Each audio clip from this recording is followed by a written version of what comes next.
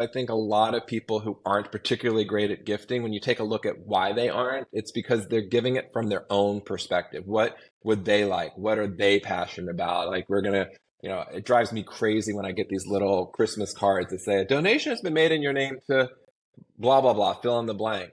I got one last year, was to the SPCA. Well, that's great. It's an animal rights organization. They do great work. I don't particularly like animals. It's not a cause that I'm passionate about. It's not something that resonates with me.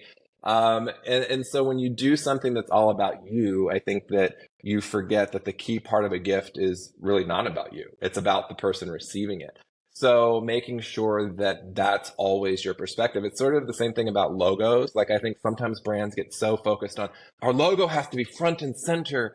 I was like, it actually doesn't. Like, if it's a coffee mug and your State Farm insurance, like, no one now wants to use the coffee mug because it's set your logo like front and center, as opposed to figuring out something cool. Like, we were working with Johnson and Johnson on this really cool initiative, and they called it Elevate.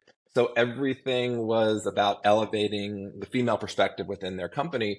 So anything we branded said Elevate on it, and maybe Johnson and Johnson appeared underneath the mug or somewhere else. But now when you're holding your coffee mug, it says Elevate, which is sort of a much higher brow perspective, and the person using it still knows where it came from.